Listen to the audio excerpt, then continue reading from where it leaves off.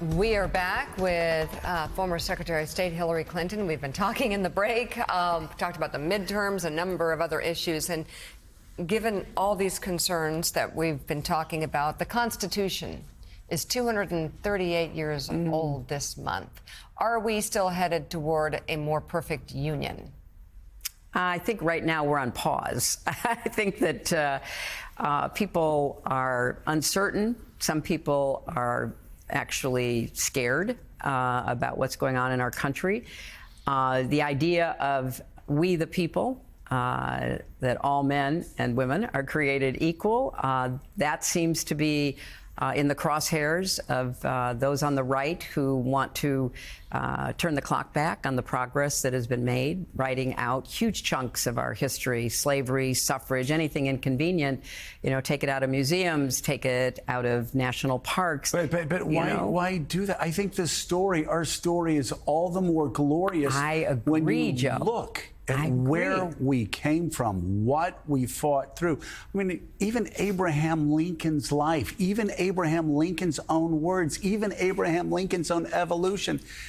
You can't look at this American story and not be proud because of that progress. Well, I wish you would record that and literally go play it outside the White House and the Congress 24/7, because, I love my country and I love it, warts and all. Yeah. And I am proud of the fact that we have always been a work in progress. We haven't gotten to the more perfect union, and we fought a civil war over part of it. And people have been protesting, for hundreds of years that, things were not as they should be, given our ideals and how we should be moving toward them. So I think that's what makes us so special as a country.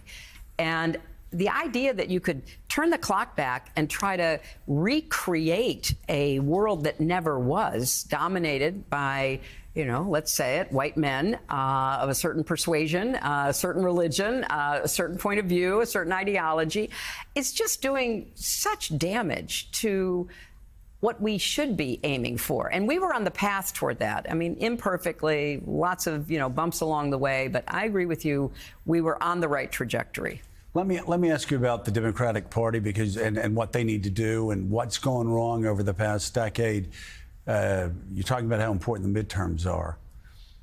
If you just look, I saw this a couple of days ago, at the counties, at the districts along the Texas-Mexico border. I think he won those counties by 60-plus points. I think Donald Trump won those counties outright. That story has been retold time and time again. Why have Democrats lost not only working class white men, but working class black men, Latinos, down the list, young men, so many others? What's gone wrong? What do Democrats need to do moving forward to set things straight? Look, I think that there are a lot of reasons, but it probably boils down to candidates on the Democratic side either stop talking in ways that were going to be understood and appreciated and agreed with by certain constituencies, stop being effective communicators in modern communications.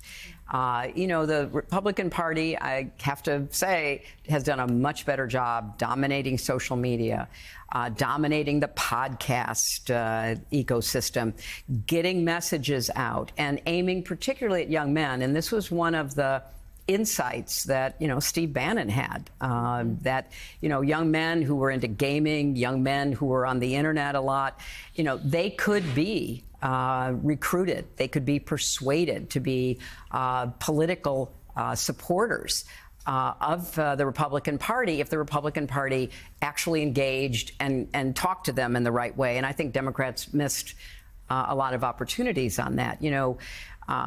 There seems to be a concerted effort to try to catch up and repair that. But if you don't communicate with people online, the people who are watching us are people already interested in politics. They're curious about our takes on things. They want to see who your guests are. But that's, kind of a small portion of the electorate right now. Most people get their news from social media. So if they're getting their news from, 15-second videos, 30-second takes, 3-hour podcasts where people are just kind of unplugged and saying whatever, then Democrats had better compete in those arenas. And so there's a lot of catch-up work to be done, but there is a role for reality to play. And in the last election, people did not feel that they were better off. They did not feel that fairly or unfairly, the policies of the Biden administration were helping them, helping their families. And Latino voters felt that, as you say, both Latino men, black men, and others said, okay, well, how bad can it get? I mean, we're not going to, want to continue this, so we have to try something different. And now, though, they see the Trump administration and policies in action. And I do think we have a very good chance, assuming, we are in the fight, to win back the House in 2026 and maybe the Senate, because the reality of what Trump is doing. For example, when they eliminated the enhanced premium tax credit for the Affordable Care Act, that hits very soon in the next 30, 60 days. Healthcare costs for millions of Americans are going up 75%. That's not Medicaid, which hits after the 2026 election, although the results are going to be felt beforehand because hospitals are cutting back services. But the Affordable Care Act health premium costs are going up 75%. Now, when somebody logs on to renew their health insurance and they see that, wait a minute, how did that happen? Well, it happened because the big bill they passed eliminated it. So reality is actually going to bite. And I think if we do a better job than they do of explaining the connection between the Republican decisions and what's happening in people's lives, it's not any more affordable. The tariffs are not any longer going to be absorbed by companies. The costs are going to start to bite.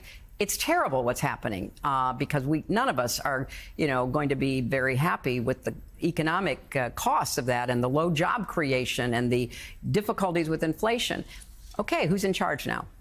You're touching on affordability, which is what affects everybody of all political stripes. We think about the mayor's race here in New York City. Everyone says Zohran Mamdani was great with young people on social media. That's true, but what was the message on social media? It was about affordability. It's too expensive to live in this city. Very interesting governor's races right now in New Jersey and Virginia. Mikey Sherrill, Abigail Spanberger. They're running different races a little bit than Mamdani would in New York City, but also talking about affordability. So when you're talking to candidates and you believe this 2026 midterm is critical to blunt some of the power of this administration, what are you telling them? Is it costs, jobs, stay focused on that? And the lesson perhaps of the last election was it's not enough just to say Donald Trump is bad. You've got to talk about people's lives. I think you have to do that front and center. And as I say, there's a lot of good information that can now be conveyed to people that, having promised to do something about affordability and having failed, the Republicans and their president should be held accountable. I do think that you have to also at the same time say, unaccountable power is not good for anybody. There is no safe haven from authoritarians. So if you're worried about affordability now because the policies are being imposed by fiat, whoever thought that a president could sign an executive order imposing tariffs? Tariff power is given to the Congress in Article 1 of our Constitution, and I hope the Supreme Court reads Article 1 when they actually make a decision on this tariff case, because they have gone a long way in enabling Trump to do things that I think are unconstitutional, illegal, and bad for the country. So you want to say your economic standing, your well-being is directly connected to the abuse of power. How do you hold a president who's abusing power, raising costs, imposing tariffs, raising healthcare costs by eliminating advantages like you used to have? How do you hold that president accountable in a midterm? You vote against his party. So I think it's, walk and chew gum at the same time. What you're seeing right now is part of a bigger picture. The costs are up. You can't afford to live in a lot of places. And we need to run on that. But you need to connect it to this unaccountable abuse of power that we are seeing. And for the life of me, and I look at Joe having also served in the Congress, for the Republicans in Congress to give up their Article 1 constitutional power to be the appropriators, to be the deciders of how money should be spent is outrageous. This would never have happened if a Republican president told a Republican appropriation chairman what he was going to do, or a chairwoman, they'd go, oh, I'll tell you what, that's cute. Why don't you just stay on your side? But they also, if there were a Democratic president, Same thing. Republican members would not let a Democratic president take out a pen and say, I'm imposing tariffs, 50% today, 23% tomorrow, 100%. Yeah. We would walk around with buttons that said Article 1. Article 1. I'm going to have those buttons made, Joe, and we should all walk around and we should pass them out in the Congress, and we'll see how many Republican members will actually put it on their lapel. There's a reason. It's the first article. 100%. And Madison and Hamilton were very clear about that. Yes. Well, but that's my point. The cowardice, the intimidation, the absolute complicity and compliance of the Republicans in Congress is just shocking to me. You know, I served, some of them are still there. I served with them. They would never have let President Bush do this. Certainly not President Obama or, President Clinton, either my husband or me, if I'd ended up there. They would never have allowed that. And by the way, Democrats didn't let Barack Obama have his way. In fact, Democrats would be the ones grousing the most about him, just like, you would hear it all the time. When my husband tried to do a line item veto, Robert Byrd rose up and started talking about the history of the Roman Senate. Of course he did. And, he did. But didn't stop there, brought a lawsuit with other members of Congress. And guess what? The courts, Republican and Democratic judges, said to President Clinton, you can't do that. Right. That's not legal that's not constitutional under Article 1. This unaccountable abuse of power will come for them, too, and already has. They are being stripped of their authority. They are now literally just talking heads. They can investigate but not legislate. There's really little that they are doing that has any real connection with their jobs, in my opinion. So really, why they let that happen to them, I don't know. So do you think there's a realization of that now, a growing realization when you see Ted Cruz and Rand Paul say what I've been worrying about, which is this isn't just about Democrats. This is about when a billionaire independent becomes president and decides to trample our rights, they'll be coming after conservatives. They'll be coming after Republicans. I mean, if the world turns upside down and some kind of, independent who has a whole different view on politics and culture and how our country should operate tries to use these same tactics, well, number one, if they get away with it, we are in a constant whipsaw. We have institutions, we have the rule of law for a reason. We need to be governing ourselves with all of our emotions and our, feelings about everything. We need to be governing ourselves in a deliberate way. And when the Congress sets such a bad example, which is just lining up and saluting, we need voices on the conservative side of the ledger, you mentioned two of them, to say, no, you can't get away with this. Look at what they're doing in the Caribbean. Shooting boats, boats with 7, 10 people in them. These are not, destroyers. These are not frigates. These are little motorboats. These are, boats in the Caribbean. They're shooting them out of the water. No due process, no real definition of why, other than they must be drug runners. They don't know that. And besides, given the power of the United States Navy, they could pull them over. They could find out if there's something in there. They don't have to kill those people. The former president of the Philippines, Duarte, is in the International Court of Justice right now because he did that in the Philippines. He went around and he goes, this guy looks like a drug dealer.